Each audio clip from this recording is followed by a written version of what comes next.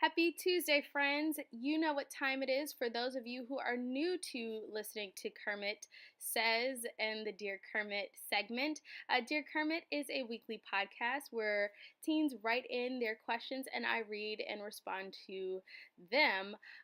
So, you know what? I'm actually going to try something a little different this week. One of the things that I really love doing is staying in touch with my former students. And so most of them are in their freshman and sophomore years of college. A handful of them are juniors in college, just finishing up their junior year. And then the class that I came in with is graduating next week or in 2 weeks or so. Congratulations, guys.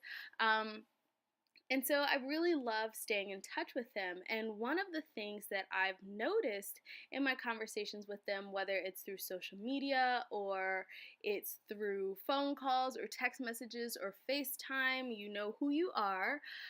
One of the things that I've noticed, one of the common threads, is that they're super anxious about everything. And it's a level of anxiety I never experienced. So it's actually pretty fascinating and quite honestly a little disturbing to see this level of anxiety. And I'm also seeing it at the school that I'm currently working at. Kids are feeling anxious about grades and about making a commitment to college, or anxious about prom, or anxious about summer jobs, or, internships, or whatever they need to do next that's going to help push them to the next level and that's going to guarantee them a slot at, an Ivy League school or a coveted internship, right? So this level of anxiety is something that I really want to address. And so it's not even that I've received necessarily a specific Dear Kermit letter this week. It's just something that's kind of been weighing on my heart. And I think, as I said in yesterday's Motivational Monday, this is actually a pretty perfect time to address these issues because May is National Mental Health Awareness Month. And so once again, I just want to remind you that every post this week in particular will be devoted to addressing mental health issues, providing support, encouragement, and of course, trying to remove those stigmas that are oftentimes associated with mental health and mental illness. And so I just kind of want to talk a little bit about ways that you can combat this level of anxiety. So first, I'd just like to start off by saying I am not a trained psychologist or therapist yet. I'm working on that, so fingers crossed. And I'd also just like to say that, anxiety is natural. It's not something that anyone should be embarrassed of, but I do understand and have seen firsthand how crippling and debilitating it can be, and I just want to encourage you and let you know that it can be managed. So after doing some research, I found a couple of things that seem to work well with people who have anxiety. And so first is a breathing exercise, all right? What you are supposed to do is sit on a chair, scrunch up your face super tightly, then relax it. Tense your arms, tense every muscle in your body, and then relax them. So start with your arms, then tense up your shoulders and chest, relax those. Tense up your legs, relax those. And then breathe in relaxation and breathe out the tension. So try doing that maybe 3 times. Even try it in reverse order and see what happens there. That's called progressive muscle relaxations. One of the things that I think is super important is acknowledging your anxiety, recognizing your feelings and not being ashamed of them. All right? So recognize it, accept it, and talk yourself through it so that you can move past it. So one of the things I've noticed is that students oftentimes are feeling overwhelmed right before a test. They'll have a panic attack or what have you. These are things that I have observed firsthand. I actually found this really great exercise that I think is worth doing. So, when you feel panic coming on, take some deep breaths.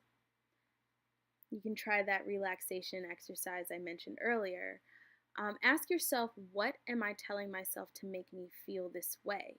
You can write out any automatic thoughts, fears, or concerns that might make you feel panic. And then write out or ask yourself, what if the worst case scenario happened? What would I do? Write out a rational response or game plan as to what you could do if the worst did happen. Then take each of your fears or concerns you wrote out and challenge their truthfulness.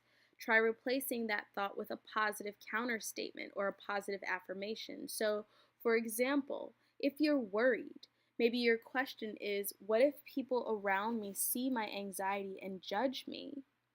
Well, a positive counterstatement would be, I am willing to go forward with my life and try to better myself regardless of what others think.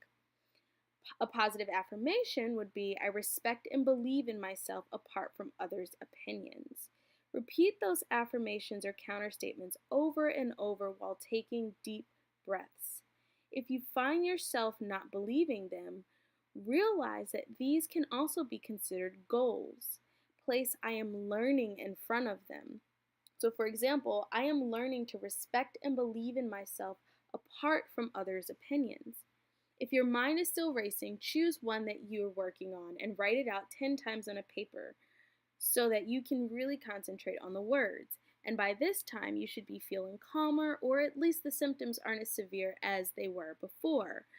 There are a number of other websites which I will post in the description bar and on kermitsays.com that might help you better manage your anxiety.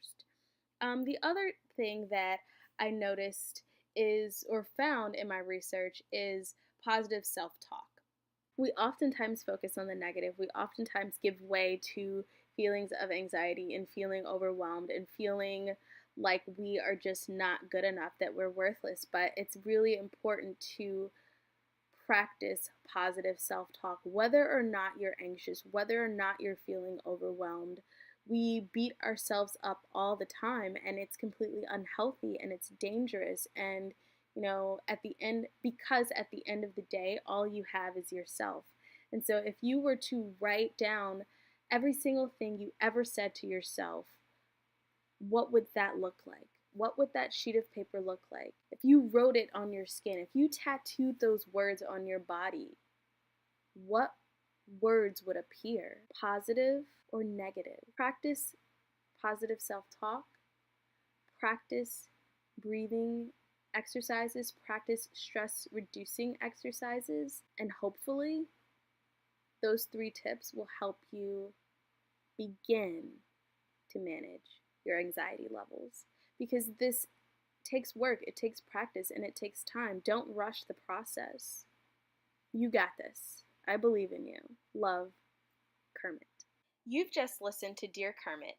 If you need some advice, submit your questions to contactkermitsays@gmail.com. Don't forget to check out the main blog at www.kermitsays.com, where teen-related topics are examined every day. Subscribe, comment, share, and like. Have a fantastic week, friends. Until next time.